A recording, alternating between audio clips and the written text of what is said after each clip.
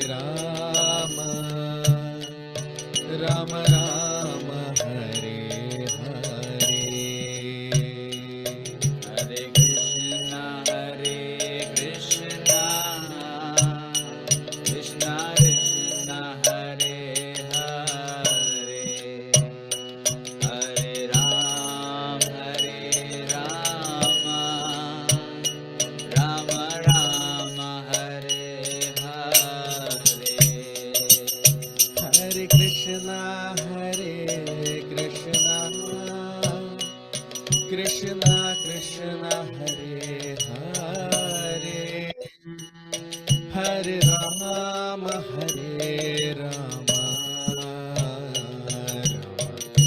Ram Hare Hare Hare Krishna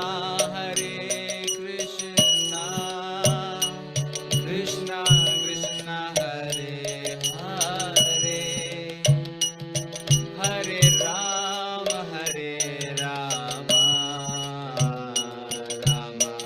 Ram Hare Hare Hare Krishna Krishna Krishna Hare Hare Hare Ram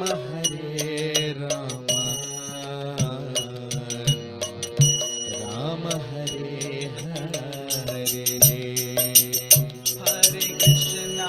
Hare Krishna Krishna Krishna Hare Hare Hare Ram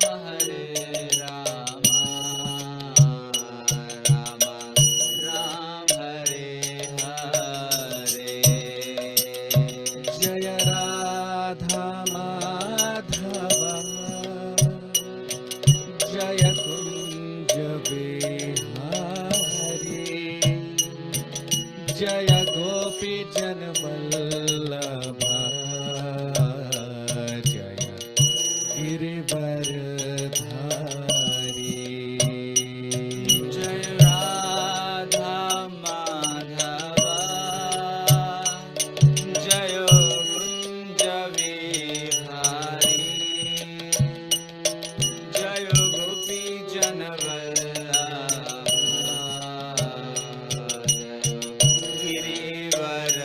Girivardhari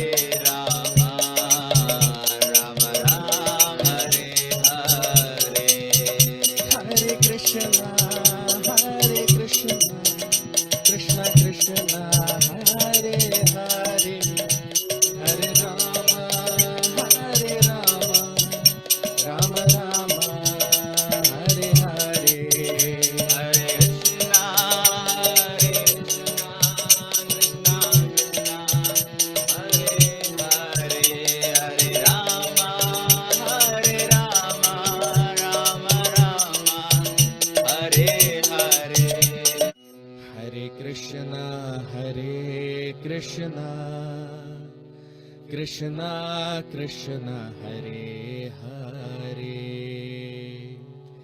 Hare Rama, Rama Rama, Hare Hare. Hare Krishna, Krishna Krishna, Hare Hare, Hare Rama, Rama Rama, Hare Hare. Hare Krishna, Krishna Krishna, Hare Hare, Hare Rama, Rama Rama, Hare Hare. Hare Krishna, Krishna Krishna, Hare Hare, Hare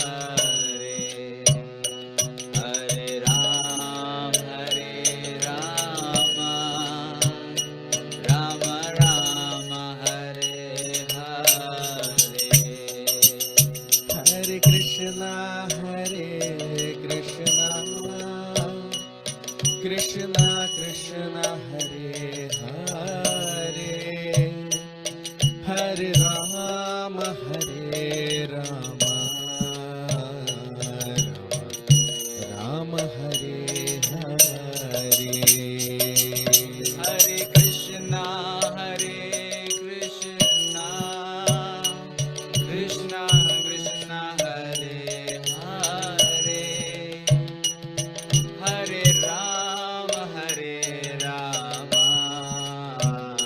Rama Rama, Hare Hare. Hare Krishna, Krishna Krishna, Hare Hare, Hare Rama,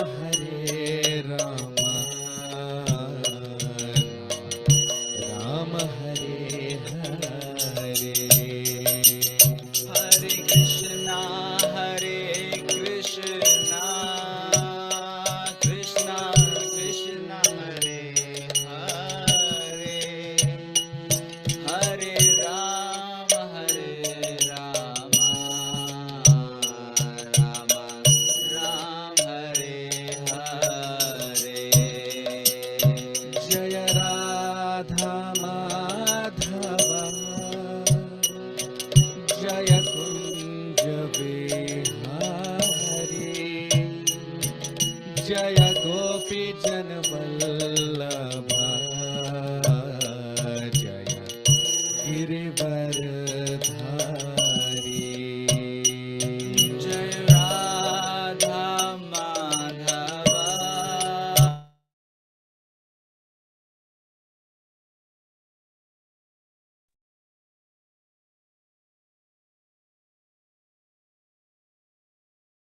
Hare Krishna.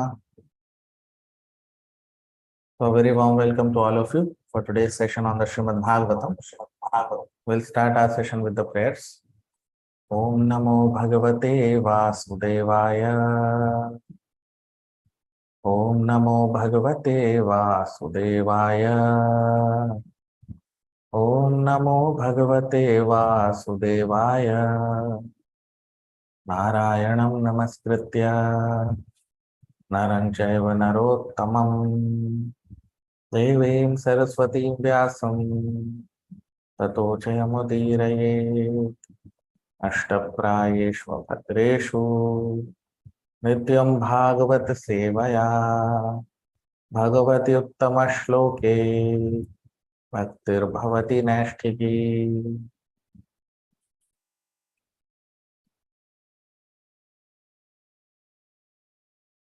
So we discussed in our previous session, Lord Brahma is talking about the pure devotees of the Lord And he's also talking about those people who are worldly people. So those who are worldly people, they try to protect their wealth, family, society, their belongings, all these things. And that's why they are fearful, because of the concept of I and mine, me and mine. And that this is all because they have extreme attachment to this material, to matter, extreme attachment to matter, which is the root cause. And the pure devotees of the Lord, they take shelter of the lotus feet of Krishna. And ultimately, without taking shelter of the lotus feet of Krishna, no one can surpass this material existence. The Lord Brahma, we discussed in the previous session, in the previous shloka, he is saying that until and unless the people of the world, worldly people, they take shelter of the safe or fearless lotus feet of Krishna, they will be full of anxieties in this material world. The only way to free ourselves from all anxieties of material world is to take shelter of the lotus feet of Krishna. So now today we'll start with text 7, shloka number 7 of the 9th chapter of the 3rd canto of Srimad Bhagavatam. Daivena te hatadhiyo bhavatah prasangat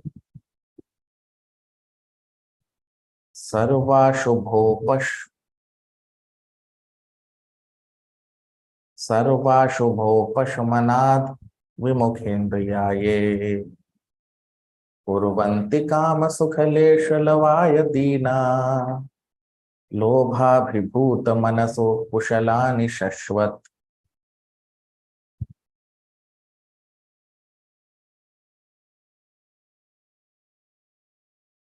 Daivena te hatadhiyo bhavatah prasangat sarvashubhopashamanad vimukhendriyaye kurvanti kama sukhaleshalavaya dina lobhabhibhuta manaso kushalani shashvat.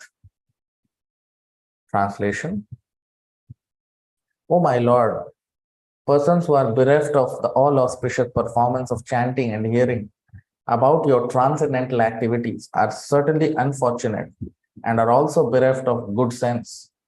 They engage in inauspicious activities, enjoying sense gratification for a very little while.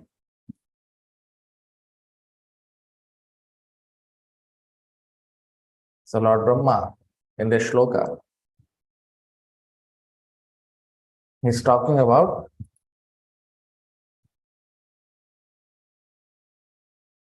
Daivena. Daivena means by the dint of providence or by good fate or good fortune or by bad fortune. So basically whatever is the fortune or misfortune of a person, the fate of a person. Hatadhiyo bhavatah prasangat. Bhavatah prasangat. Prasangat means the topics related to Lord Krishna. Sarva ashubhop shamanad. Upashamanad. Sarva ashubha upashamanad.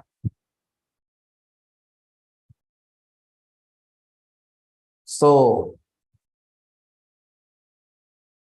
the topics of Lord Krishna, Hari Katha, Krishna Katha, Bhagavad Gita and Srimad Bhagavatam, they are Sarva Ashubha Upashamana.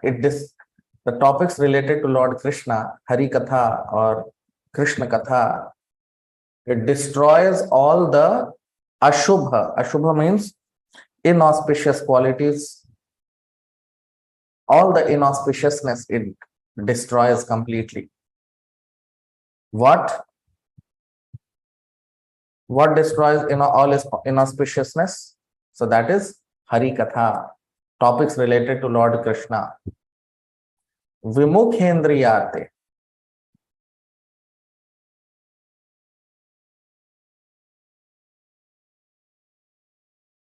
Vimukhendriyat. So here Lord Brahma is talking about those people who are Vimukh. Vimukh means those who turn their senses against Krishna. Those who don't use their senses for Krishna Katha, for hearing Krishna Katha. Those who are against that. Kurvanti Kama Sukhalesh Lavaya Dina.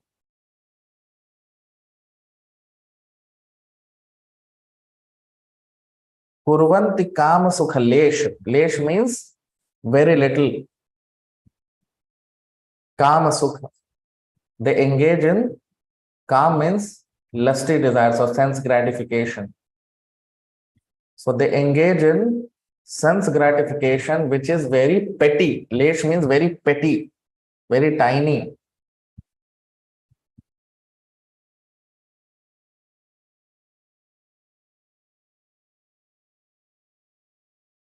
Lobh abhibhut. Why? Because they are full of lobha. Lobha means greed. Abhibhut means full of greed. Manasho akushalani shashvat. And their mind is always engaged in akushalani. Akushalani means inauspicious things.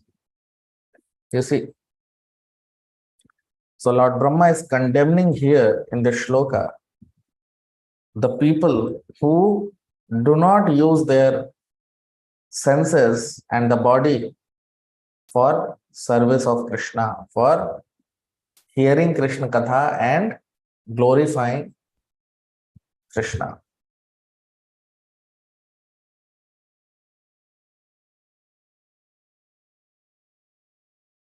Because we have discussed in the previous shlokas that chanting and glorifying Krishna's glories is the most auspicious activity in the whole creation, and it brings it brings an end to all the miseries of this material creation.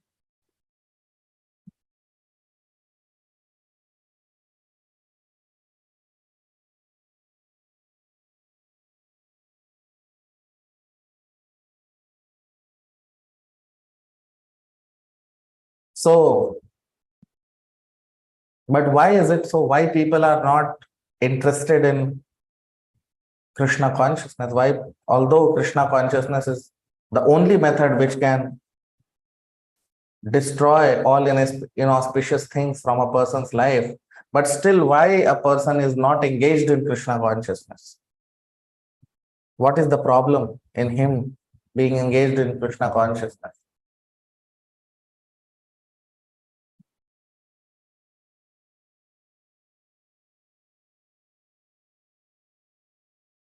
So why is it so? Why it happens that people are not interested in Hari Katha, although it is the most nectarian and the most auspicious activity in the whole creation? That is because of this material energy which is created by Krishna to bewilder those people who are envious of Krishna or those who are against the will of Krishna, those who have turned themselves against the Lord.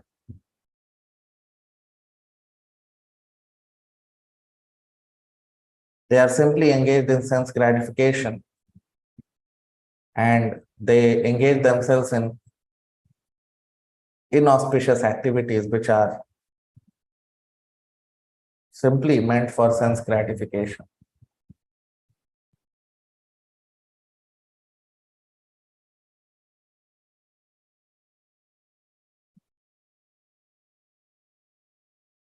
So those people who are bereft of all knowledge, those who don't know what is the purpose of this human life, why? Because of their past conditioning, they sometimes miss this great fortune of human life.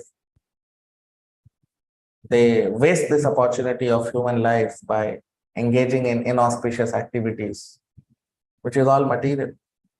They are not able to engage in the most auspicious activity, which is to glorify Krishna and chant his glories. But that is why the pure devotees of the Lord, they are on a mission. They are missionaries. Pure devotees of Krishna, they are on a mission. They generally act as missionaries of the Lord to show compassion to the people of the world by trying to bring them to the path of devotional service. The devotees, the pure devotees of the Lord are very dear to the Lord. Why? Because they act as representatives of the Lord. They act as missionaries of the Lord to bring people on the path of devotional service to the Lord.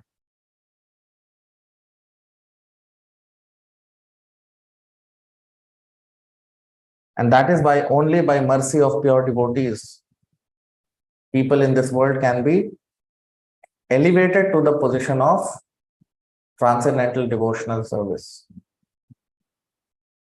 The only way to be elevated to the position of bhakti or the platform of Krishna consciousness is to associate with pure Vaishnavas.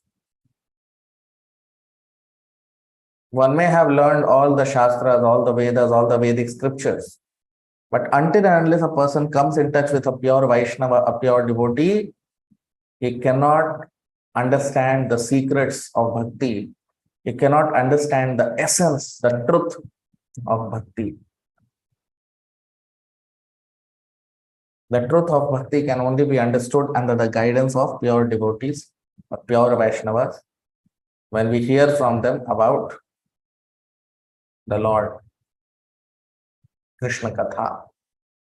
So Krishna Katha must be heard from a person who is qualified to speak about Krishna. So Bhagavat Puragya Bhagavat Sthane. So hearing of Bhagavatam should be done from the lips of a Bhagavat. Bhagavat should be heard from the lips of a Bhagavat. And Bhagavat means a pure devotee of the Lord. Now text 8, shloka number 8.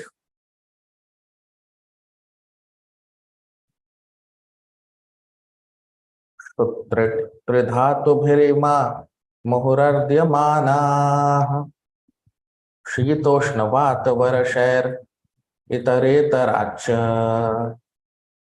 कामाग्निनाच्युतरुषा च सुदुर्भरेण सम्पश्यतो मन उरुक्रमसीदते मे श्रुत्रिधातुभिरिमा मुहुरर्द्यमानाः शीतोष्णवातवर्षैर् इतरेतराच्च कामाग्निनाच्युतरुषा च सुदुर्भरेण सम्पश्यतो मन उरुक्रमसीदते मे. Translation. O great actor, my lord, all these poor creatures are constantly perplexed by hunger, thirst, severe cold, secretion, and bile, attacked by coughing winter, blasting summer, rains, and many other disturbing elements, and overwhelmed by strong sex urges and indefatigable anger. I take pity on them and I am very much aggrieved for them.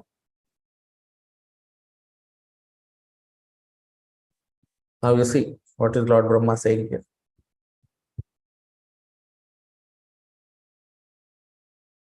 So Lord Brahma is saying, Shut Trit Tridhatu Bhir. Shut Trit. Shut means hunger, Trit means quenching of thirst or thirst. Tridhatu. Tridhatu means this material body made up of Kapha, Pitta and Vayu. This material body is made up of three elements, Kapha, Pitta and Vayu. So that's why this material body is called Tridhatu. So Tridhatu bhir ima muhur ardyamana. Ardha means those who are in distress in this material world. Shitoshna vata varashar itaretaracha. Shitoshna, Shita Ushna means summer and winter, hot and cold.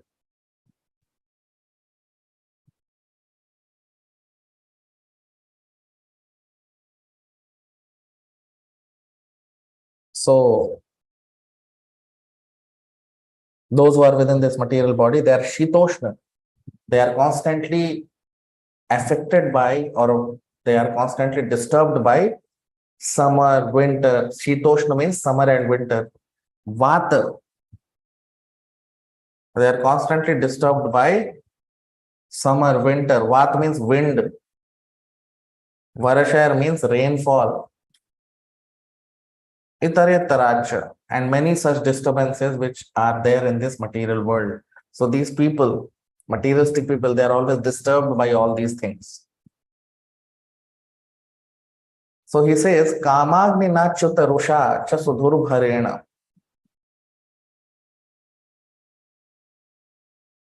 Kamagni. Kamagni means lusty desires. Right, lusty desires, which is like Agni, which is like fire, and it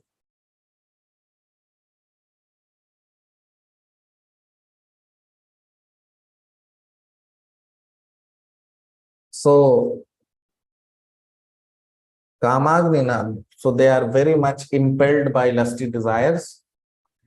And Achyuta Rusha. Rusha means anger. So they are always in anger. Sudhurbharena, which is unbearable, which is insatiable. You cannot satisfy such people. You can never satisfy them. Sampashyatah manaha urukrama sidate. So Lord Brahma is saying, Sampashyatah, when I see them, mana urukrama sidate. Urukrama means Lord Krishna, who performs wonderful activities, a wonderful actor. So he is called Urukrama, wonderful actor, or who performs wonderful activities, superhuman activities. So that's why Lord is called Urukrama. So Lord Brahma is saying, oh my Lord Urukrama, Sampashyato, when I see these people, mana sidate me, my mind is, it becomes very, very sad. I become very sad, despondent.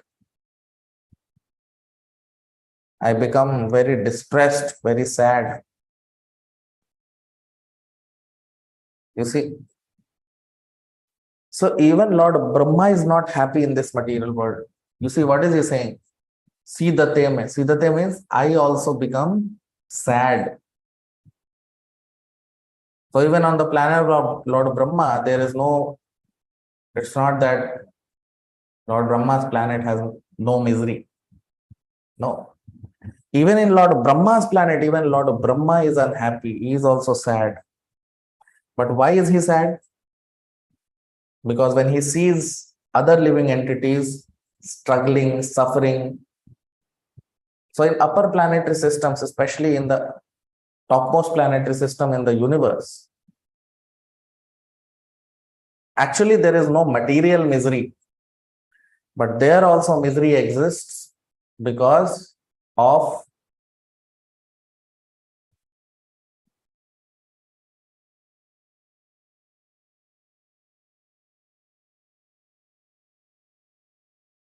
so even Lord Brahma, he is not free from anxieties. His anxiety is not material in nature, but his anxiety or his misery is because of seeing his own people suffering. And the reasons are given here in this shloka, why people suffer. What are the causes of suffering? Kama Agnina Chuta, Rusha, because of Kam Agni, lusty desires.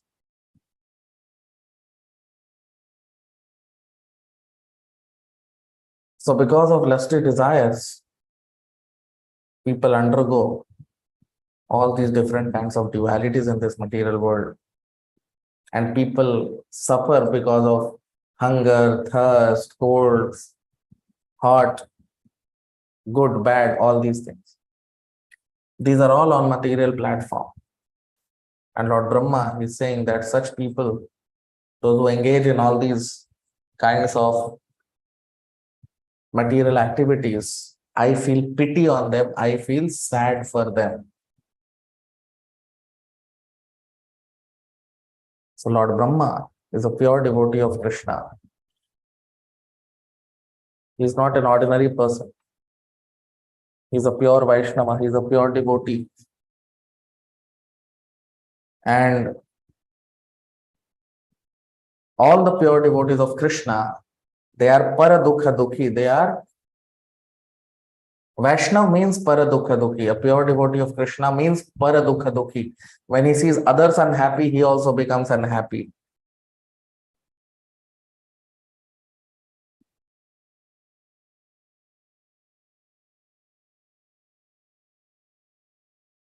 So when we see our fellow beings unhappy, we also become unhappy, especially those who are kind-hearted, pure devotees. When they see people suffering, they become unhappy. They want to save people from these material miseries. And that's why they take up to propagate, to preach the message of God, so that people can be relieved of these miseries permanently in this material world.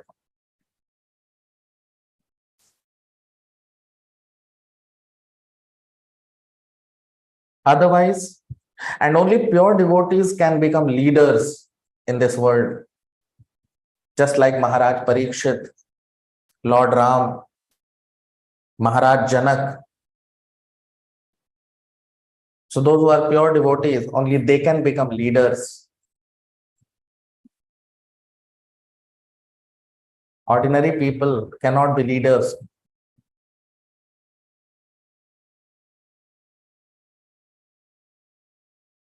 If ordinary people, they become leaders, just like nowadays we see these politicians and so-called eminent famous personalities.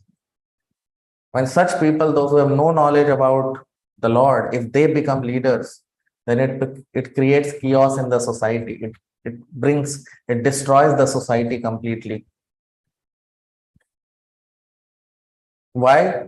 Because andha yathandha rupaniya manas. Bhagavatam says that blind men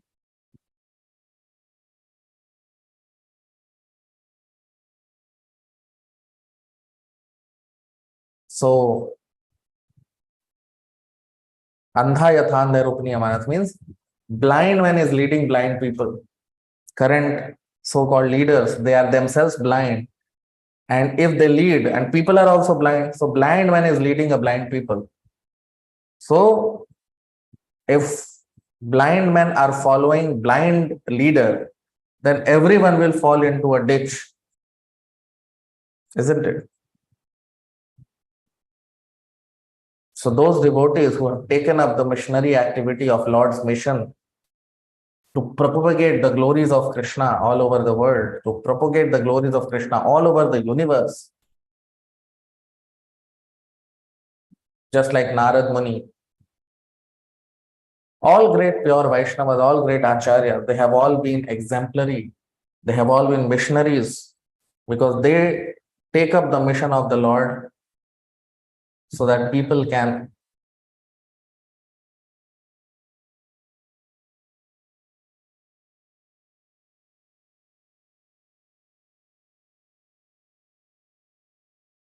go. Only the pure devotees, they all great Acharyas, they have taken that responsibility and they are fully qualified to lead people on the right path. Why? Because they are pure Vaishnavas, they are pure devotees, and they have genuine compassion for people of this world. They are not preaching Krishna consciousness for some material benefit or some material profit. No. They genuinely preach the glories of Krishna all over the universe, all over the creation. In all parts of creation, there are pure Vaishnavas who do that. And all such pure Vaishnavas who preach the glories of Krishna, they are as good as Lord Brahma.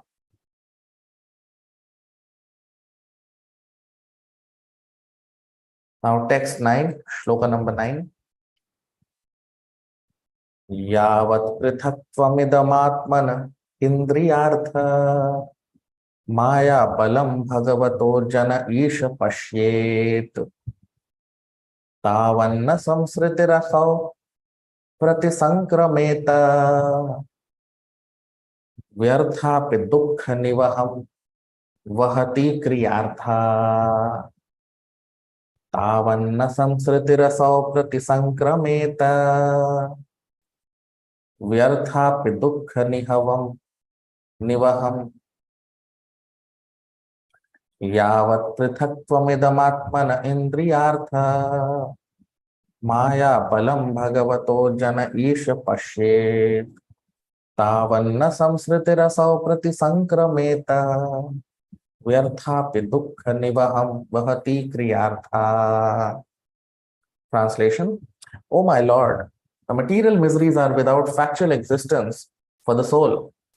Yet as long as the conditioned soul sees the body as means for sense enjoyment, it cannot get out of the entanglement of material miseries, being influenced by your external energy. Now you see, what is Lord Brahma saying here?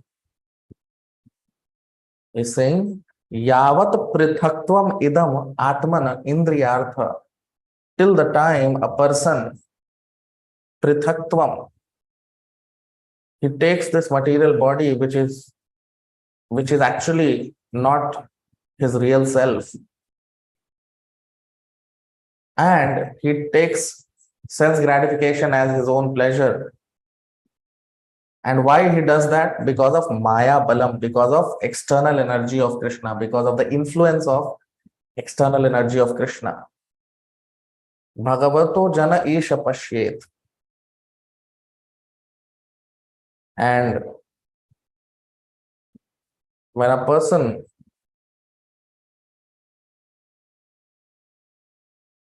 he sees that this body is actually useless. So till the time a person does not realize that body is useless, body is not meant for sense enjoyment, he is not able to get out of, you see, tavan na samsriti rasao prati sankrameta. He cannot overcome the influence of this sansriti. Sansriti means this material energy of Krishna. Vyarthapi dukkha nivaham vahati kriyartha.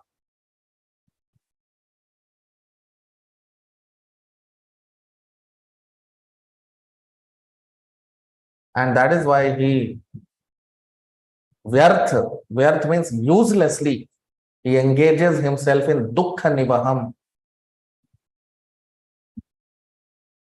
He engages himself in activities which bring misery into his life. Vahati. Vahati means to bring. So all these activities, what he does, it brings miseries in his life.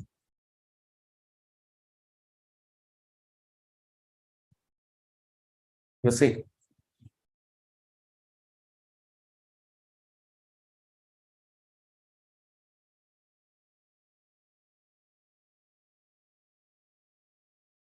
So the whole trouble, the whole problem of this material existence is our identification with this material body.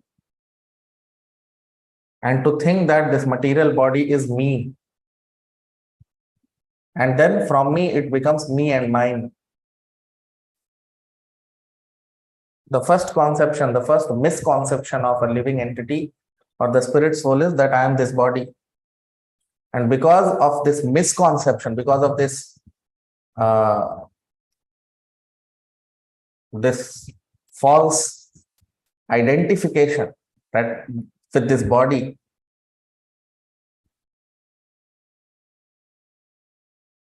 the person, he starts to think that bodily pleasure is my pleasure, bodily sensual pleasure is my pleasure, right? And that is why he engages in sense gratification.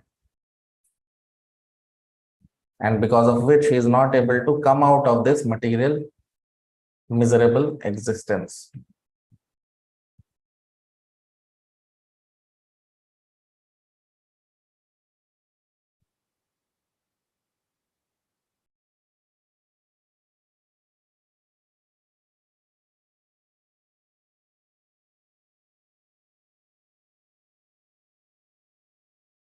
So,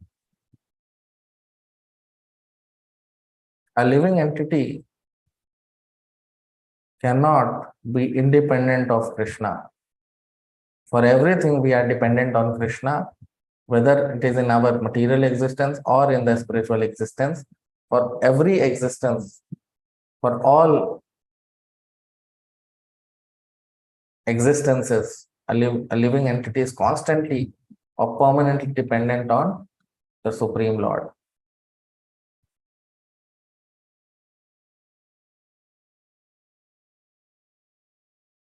But why we think that I am this body? What is the reason we identify with this material body? So Lord Brahma is saying, because of Maya Balam. In the shloka, you can see the word is used, Maya Balam. Because of this Maya, illusory material external energy of the Lord. This material energy of the Lord is always acting on the conditioned soul. Why? Because he wants to be forgetful of Krishna. Every devotee who wants to be forgetful of Krishna, who does not want to remember Krishna, who does not want to surrender to Krishna, on them this Maya energy acts and it puts them into forgetfulness, because of which they identify with this material body. But as soon as a person surrenders to Krishna, as soon as he wants to revive his original constitutional position, then that same Maya Balam, external energy of the Lord, becomes internal potency and diverts him or guides him to move towards the Lord.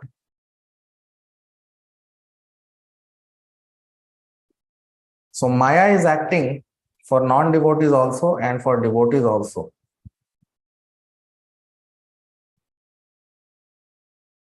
External energy of the Lord is acting for non-devotees, and internal energy of the same external energy turns into internal energy. The same Maya or Mahamaya turns into Yog Maya when a person becomes a devotee of Krishna. Same material energy which was distracting him from Krishna, that same material energy will start to act in such a way that he goes towards Krishna. So that's what we see here. All of you can like the video, comment, subscribe to our YouTube channel, try to share as much as possible. We'll stop here. We'll continue our discussion in the next session. Thank you very much. Hare Krishna.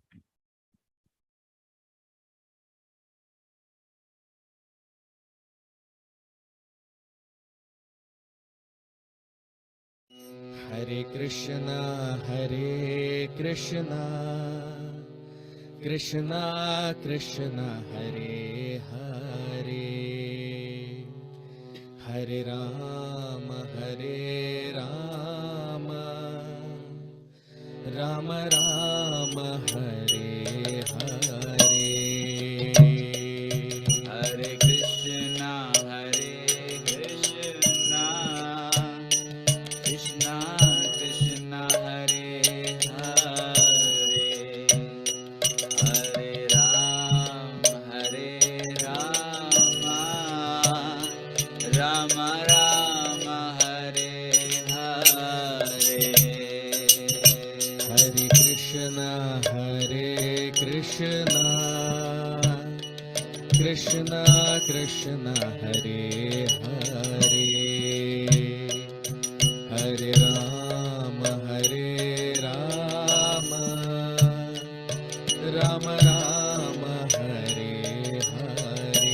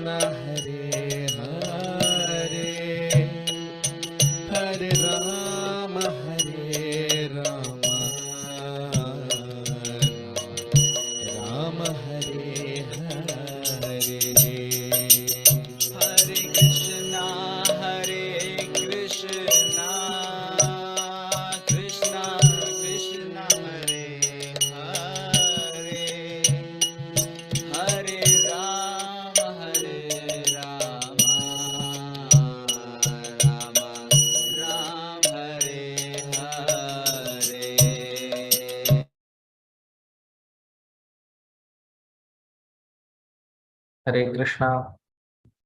आप सबका बहुत स्वागत आज के भागवत के सत्र में। प्रार्थना के साथ अपने सत्र को प्रारंभ करेंगे। ओम नमो भगवते वासुदेवाय। ओम नमो भगवते वासुदेवाय। ओम नमो भगवते वासुदेवाय। नारायणं नमस्कृत्य नरं चैव नरोत्तमं देवीं सरस्वतीं व्यासं ततो जयमुदीरयेत्। नष्टप्रायेषु भद्रेषु नित्यं भागवत सेवया भगवत्युत्तमश्लोके भक्तिर्भवति नैष्ठिकी।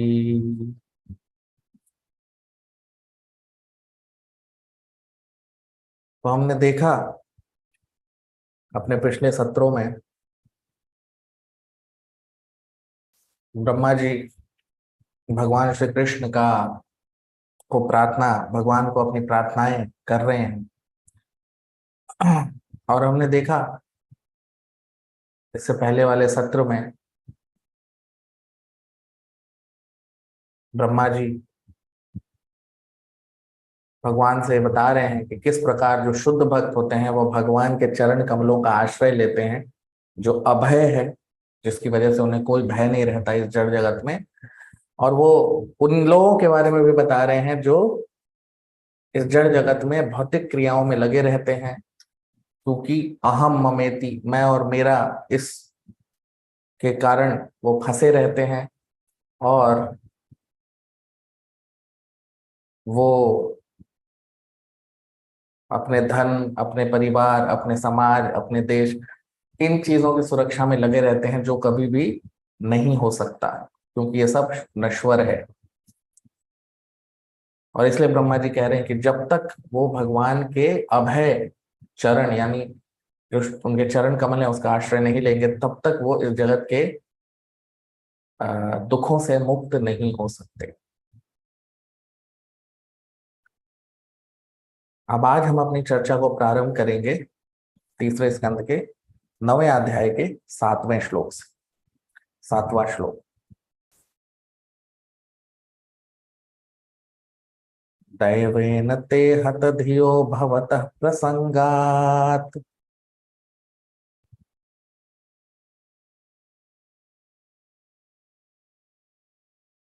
सर्वाशुभोपशमनाद् विमुखेन्द्रियाते कुर्वन्ति काम सुखलेशलवाय दीना लोभाभिभूत मनसो कुशलानि शश्वत्। दैवेन ते हत धियो भवतः प्रसंगात् सर्वाशुभोपशमनाद् विमुखेन्द्रियाते कुर्वन्ति काम सुखलेशलवाय दीना लोभाभिभूत मनसो कुशलानि शश्वत्। Translation, अनुवाद। O my Lord, persons who are bereft of the all auspicious performance of chanting and hearing about your transcendental activities are certainly unfortunate and are also bereft of good sense. They engage in inauspicious activities, enjoying sense gratification for a very little while. अब हम इसका अनुवाद देख लेते हैं हिंदी में। तो ब्रह्मा जी कहें कि परम पुरुषोत्तम भगवान, जो मनुष्य आपके दिव्य श्रवण और कीर्तन को नहीं करता और आपके दिव्य लीलाओं का स्मरण नहीं करता, वो बहुत ही दुर्भाग्य उसका है और वो सारे अच्छे गुणों से विमुख है। वो इस जड़ जगत की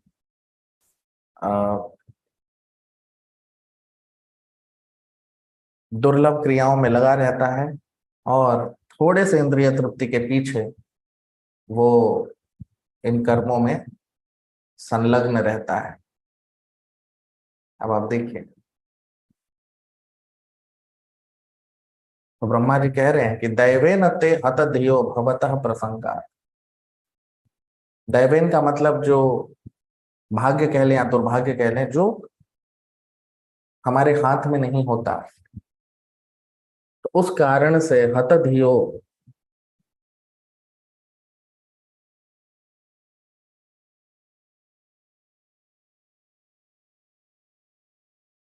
मनुष्य जो है वो भगवान को, हत धियो, धियो का मतलब बुद्धि, अपनी बुद्धि भूल जाता है, भगवान को भूल जाता है, और भवत प्रसंगात, और इस जड़ जगत में लग जाता है।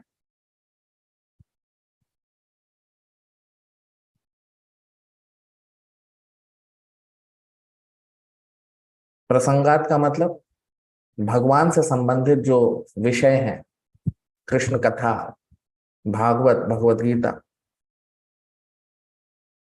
तो जो ये नहीं करता, जो इसमें नहीं लगता, जो कृष्ण कथा श्रवण और कीर्तन में नहीं लगता है, जो उसको नहीं करता है, तो कह रहे हैं यहां पर कि सर्वाशुभो पशमनात्, उपशमनात्, तो सारे अशुभ, उसके सारे कर्म अशुभ हो जाते हैं, और वो सारे जो दुख है वो उसके सारे जो सुख है उससे वो विमुख हो जाता है, दुखों से भर जाता है उसका जीवन।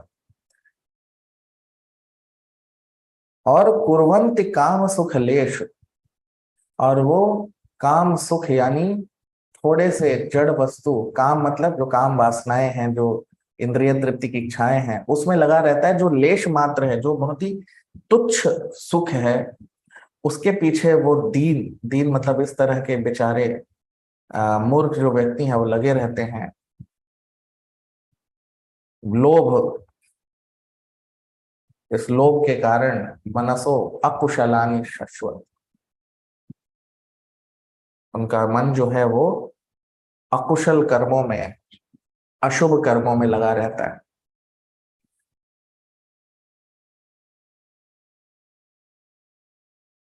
अब आप देखिए,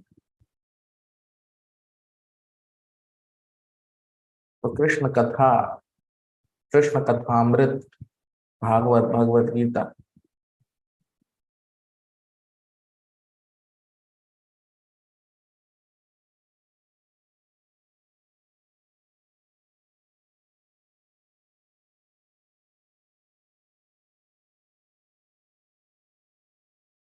तो सारे जो जो लोग भगवान से विमुख हो जाते हैं,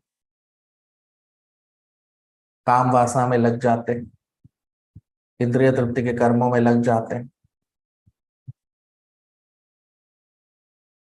तो सारे अशुभ क्रियाओं, सारा अशुभ जो उनका जो भाग्य है अशुभ चीजों में लगा रहता है, अशुभ, उसका परिणाम भी अशुभ होता है।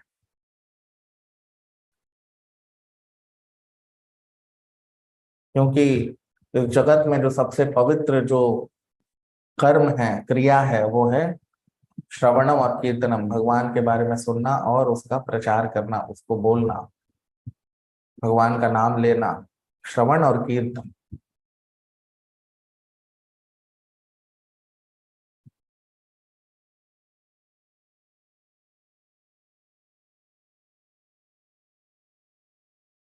तो क्यों जो मनुष्य लोग हैं वो भगवान की सेवा से विमुख होते हैं, क्यों वो भगवान की भक्ति नहीं करते, क्यों वो जड़ कर्मों में लगे रहते हैं?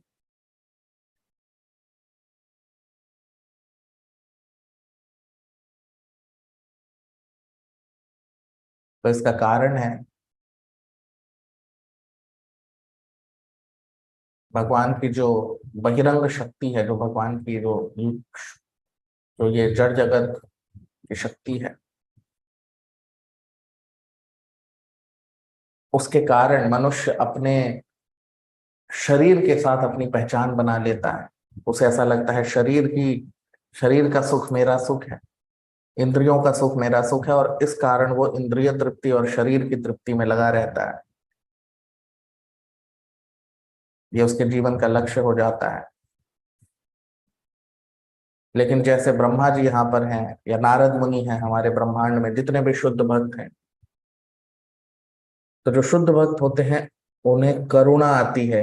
जब लोगों को इस तरह से दुखी देखते हैं तो वो करुणा से भर जाते हैं, क्योंकि वैष्णव का मतलब ही होता है पर दुख दुखी। वो जब दूसरों को दुखी देखता है तो वो भी स्वयं दुखी हो जाता है। और इसीलिए जो शुद्ध भक्त होते हैं भगवान के, वो इसका बीड़ा उठाते हैं इसको। वो जब देखते हैं लोगों को दुखी तो उन्हें पता है कि वो क्यों दुखी हैं, क्योंकि वो भगवान से विमुख हैं।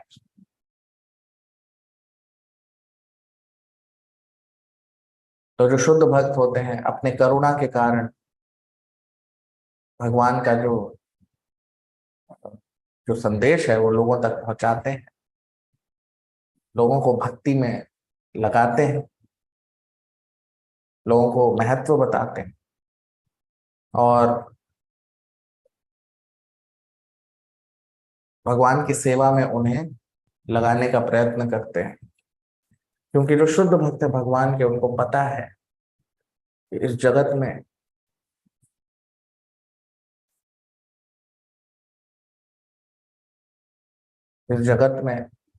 उन्हें पता है कि जो भी मनुष्य है, जब तक वो भगवान की सेवा में नहीं लगेगा तब तक उसको इस जड़ जगत से मुक्ति नहीं मिलेगी। और इसलिए सिर्फ शुद्ध भक्तों की कृपा से ही मनुष्य भगवान की भक्ति में आ सकता है। कितना भी कोई कुछ भी शास्त्र पढ़ ले, कुछ भी कर ले, लेकिन जब तक शुद्ध भक्तों का संगत नहीं होगा तब तक वो भक्ति में उन्नति नहीं कर सकता।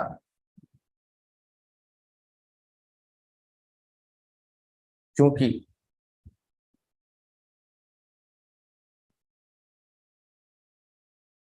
शुद्ध भक्तों की जो संगति है उसी से मनुष्य भक्ति में उन्नति करता है। तो वही यहाँ पर ब्रह्मा जी बता रहे हैं इस श्लोक में, 8वां श्लोक।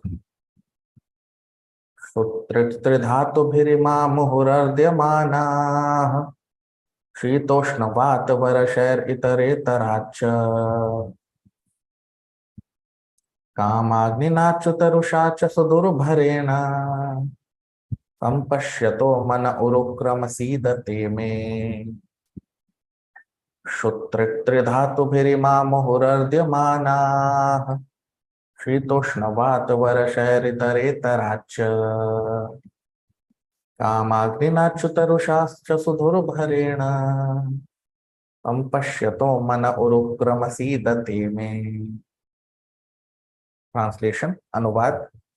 O great actor, my lord, all these poor creatures are constantly perplexed by hunger, thirst, severe cold, secretion and bile, attacked by coughing, winter, blasting summer, rains, and many other disturbing elements, and overwhelmed by strong sex urges and indefatigable anger.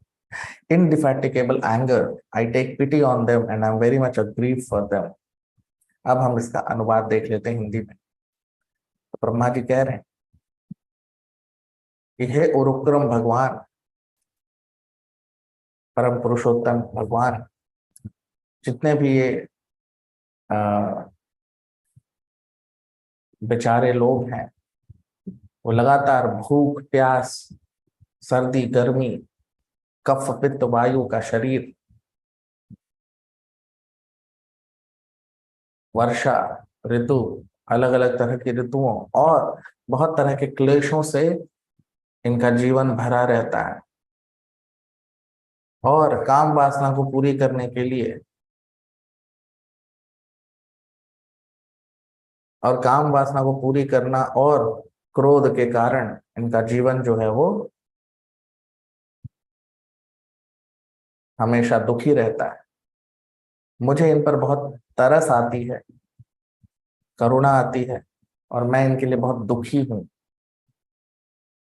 अब देखिए, ऐसा ब्रह्मा जी कह रहे हैं। क्या कह रहे हैं? जो अंतिम पंक्ति है उसमें देखिए आप, उरुक्रम सीदते में संपश्यतो मन उरुक्रम सीदते में। उरुक्रम मतलब भगवान को संबोधित कर रहे हैं।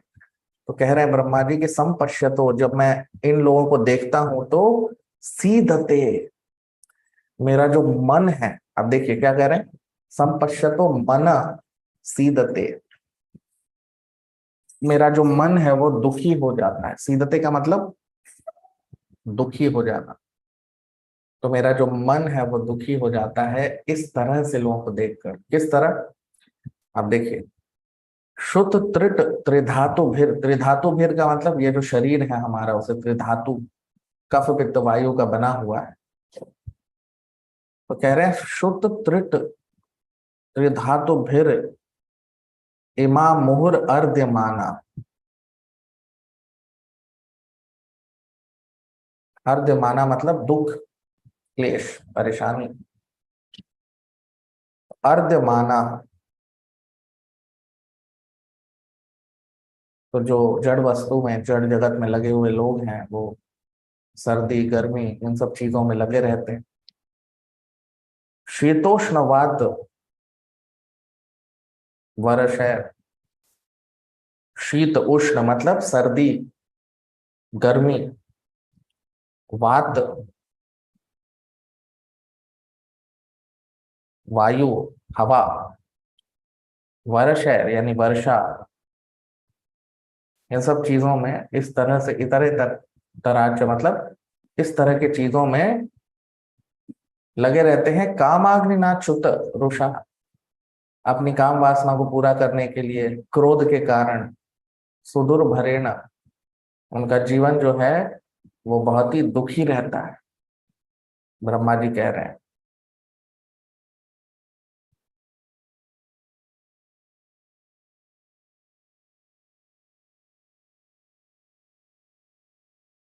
और अंत में ब्रह्मा जी कह रहे हैं कि ये सब देख के मैं बहुत दुखी हो जाता हूं, क्योंकि इसके कारण लोग जो हैं वो, उनका जीवन बहुत दुखी है और उसको देखकर मैं दुखी हो जाता हूं। तो आप देखिए, यहां तक कि ब्रह्मा जी भी पूर्णतः सुखी नहीं है। ब्रह्म लोग जो सबसे उच्चतम लोग हैं पूरे ब्रह्मांड का, वहां पे वैसे तो कोई दुख नहीं है जड़ जगत का, लेकिन वहां पे जो मुख्य दुख है वो क्या है? जब हम अपने लोगों को देखते हैं।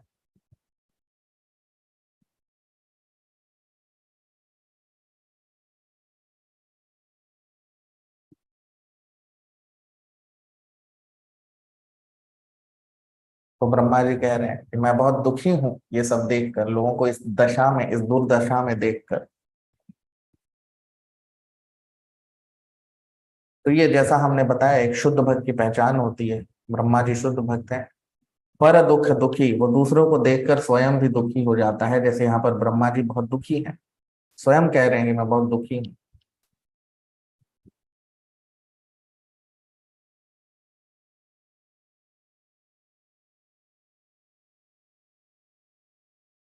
तो जो भी शुद्ध भक्त इस तरह से लोगों को देखता है वो दुखी हो जाता है, वो परेशान हो जाता है। लोगों के दुख कर देख कर उसका भी मन बहुत विचलित हो जाता है, दुखी हो जाता है।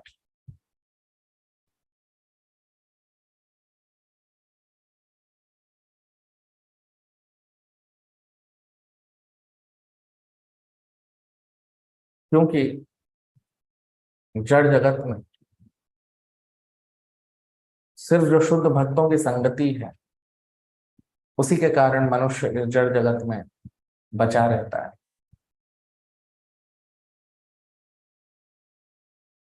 नहीं तो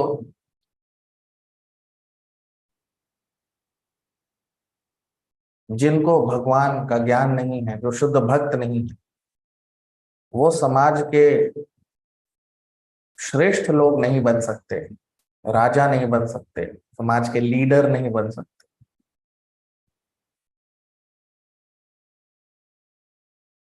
क्यों? क्योंकि लीडर जो होते हैं,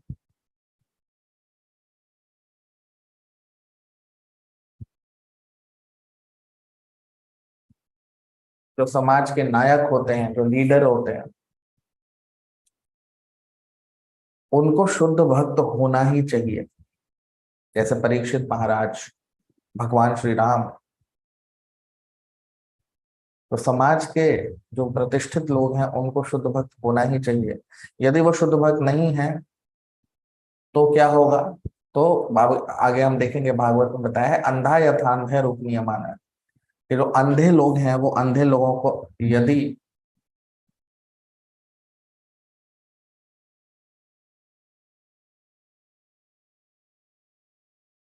कि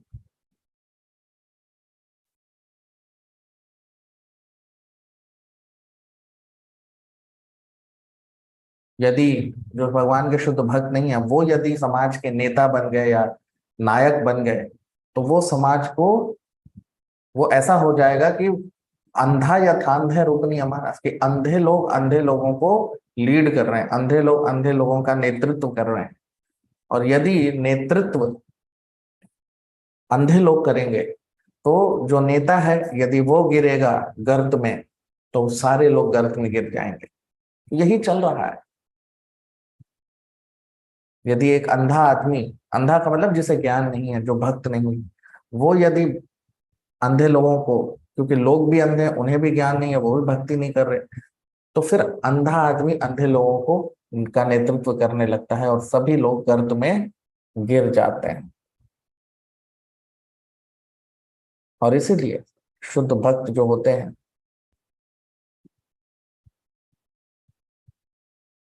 वो अपनी करुणा के कारण ये बीड़ा उठाते हैं कि इन लोगों को हम मुक्त करेंगे, इन्हें इस जड़ जगत से हम बचाएंगे।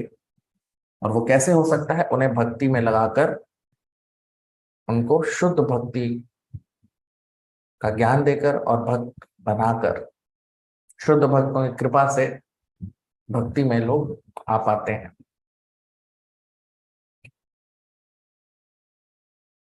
और ऐसे पूरे ब्रह्मांड में अनगिनत भक्त हैं जो ये कर्म भगवान के लिए ये कर्म कर रहे हैं, उनके प्रतिनिधि के रूप में, जैसे नारद मुनि हो गए।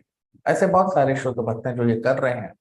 और ये सारे शुद्ध भक्त ब्रह्मा जी जैसे ही हैं, औहदे में, कद में, वो ब्रह्मा जी जैसा ही उनका आ, पद है इस जगत में। जो ब्रह्मा जी का यहाँ पोजीशन है, उनका भी वही पोजीशन है। 9वां श्लोक। यावत् पृथक्त्वमिदमात्मन इन्द्रियार्थ माया बलम भगवतो जन ईश पश्येत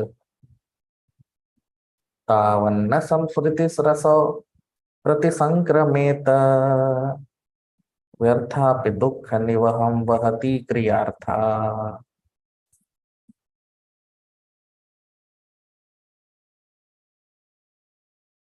यावत् पृथक्त्वमिदमात्मन इन्द्रियार्था माया बलम भगवतो जन ईश पश्येत तावन्न संस्कृतिरसौ प्रतिसंक्रमेत व्यर्थाप्य दुःख निवहम वहति क्रियार्था। ट्रांसलेशन, अनुवाद। O my Lord, the material miseries are without factual existence for the soul.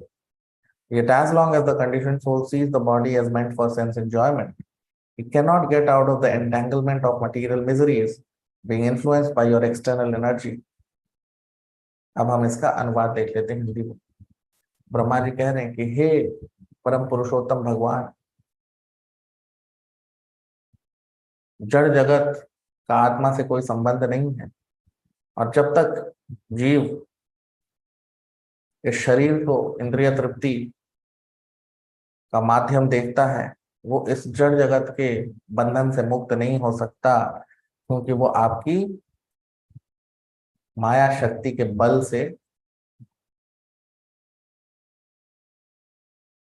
इस इस चेतना में बना रहता है। आप देखिए, ब्रह्मा जी कह रहे हैं कि यावत पृथक्त्वम इदमात्मन इंद्रियार्थ, जब तक मनुष्य, यावत मतलब जब तक, तो जब तक मनुष्य स्वयं को इस शरीर के साथ जोड़ के रखता है, इंद्रिय विषयों को अपना ही विषय वस्तु समझता है, ये क्यों होता है? माया बलम भगवतो जन ईश पश्येत। मनुष्य इस तरह से इसलिए देखता है, इस तरह से इसलिए सोचता है, क्योंकि वो माया शक्ति के प्रभाव में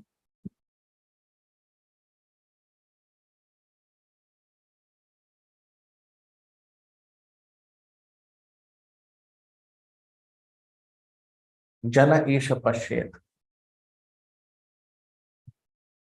तो माया शक्ति के कारण मनुष्य इस जड़ जगत में इंद्रिय तृप्ति के विषयों में लगा रहता है।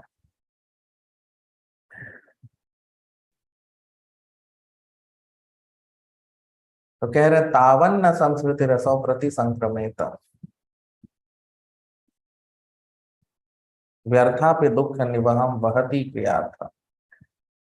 तो कह रहे हैं ब्रह्मा जी कि तो तब तक मनुष्य इस संस्कृति रसों मतलब इस संस्कृति यानी ये जो जड़ जगत है, जो संस्कृति मतलब संसार, प्रति संक्रमित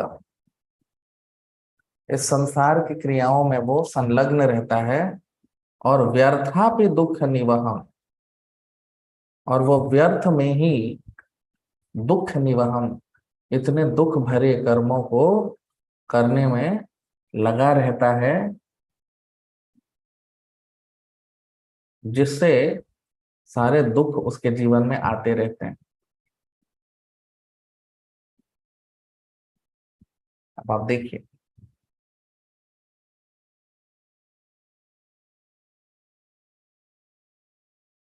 तो भगवान से विमुख होकर ये जो हम यहाँ पर इन श्लोकों में देख रहे हैं, इन दुखों को मनुष्य को झेलना पड़ता है भगवान से विमुख होकर।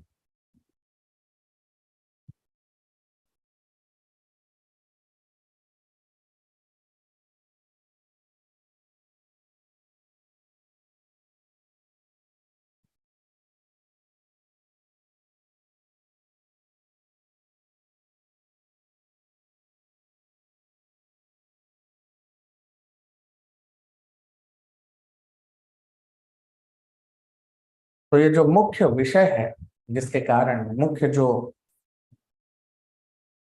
इसका कारण है, वो है भगवान से विमुख होना, भगवान से अलग होना।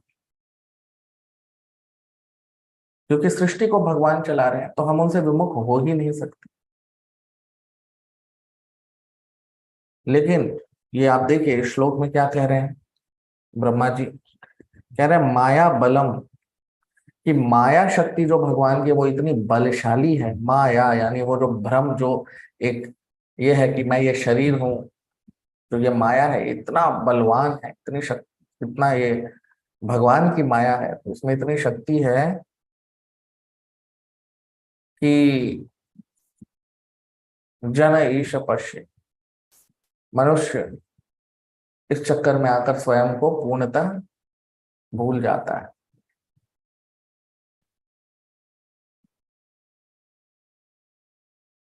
अब मनुष्य का जो स्वभाव है वो ये है कि वो भगवान की भक्ति में, भगवान की सेवा में लगना, ये उसका स्वभाव है, ये उसकी स्वरूप स्थिति है मनुष्य की।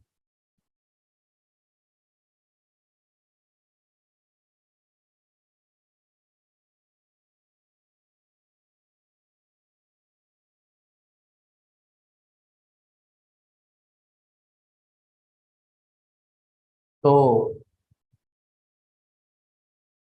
मनुष्य जब भगवान से विमुख हो जाता है, उनके बताए हुए नियमों पर नहीं चलता है, तो उसे इस जड़ जगत में ये जो सारे हम क्लेश देख रहे हैं, ब्रह्मा जी इसको देखकर इतने दुखी हैं, लोगों को दुखी देखकर। क्यों? क्योंकि जब भगवान से मनुष्य विमुख होगा तो इस तरह के दुखों को झेलना पड़ेगा। जितना अधिक मनुष्यों में भगवत चेतना की कमी होगी, उतना अधिक दुख जो है इस जगत में बढ़ता जाएगा।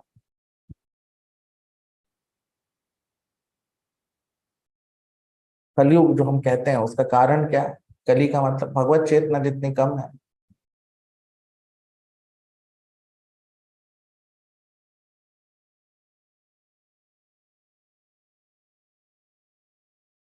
और जब तक इस जड़ जगत के कर्मों में मनुष्य लगा रहेगा, तब तक वो इन ये जो चार जन्म मृत्यु जरा व्याधि दुख दोषानुदर्शनम, इनमें बंधा हुआ रहता है।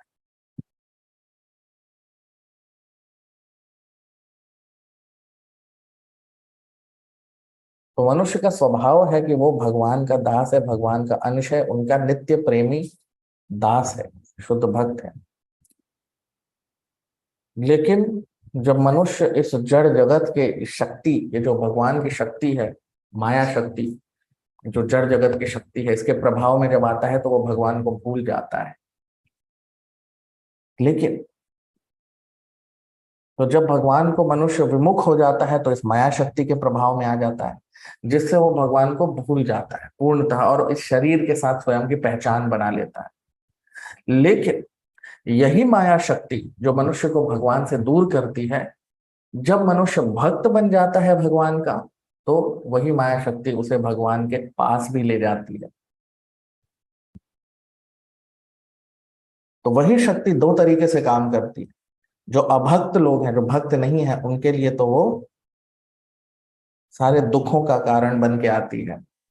लेकिन जो शुद्ध भक्त हैं भगवान के, माया शक्ति उनके लिए भी काम करती है, लेकिन उनको भगवान से जोड़ने का काम करती है। और इसीलिए जितने भी शुद्ध भक्त हैं, उनका यही लक्ष्य किसी भी तरह से लोगों को करुणा के कारण लोगों को भगवान की भक्ति में लगाना चाहते हैं, क्योंकि उन्हें पता है कि जब तक मनुष्य भगवान की भक्ति नहीं करेगा वो इस जड़ जगत से मुक्त नहीं हो सकता, जड़ जगत के बंधन में नहीं वो इससे मुक्त नहीं हो सकता। तो इसलिए जितने भी शुद्ध भक्त हैं वो इस कर्म में लगे रहते हैं कि किसी भी प्रकार जो साधारण मनुष्य है उसे भक्ति में लगाया जाए, ताकि वो इस जगत के दुखों से मुक्त हो सके। और ब्रह्मा जी भी यही यहाँ पर बता रहे हैं। तो आज का सत्र यहीं पे हम विराम देंगे। आप लोग वीडियो को लाइक कर लीजिए, कमेंट कीजिए, सब्सक्राइब कर लीजिए चैनल को, और जितना हो सके शेयर कीजिए। इस चर्चा को अगले सत्रों में हम आगे बढ़ाएंगे। बहुत बहुत धन्यवाद। हरे कृष्ण।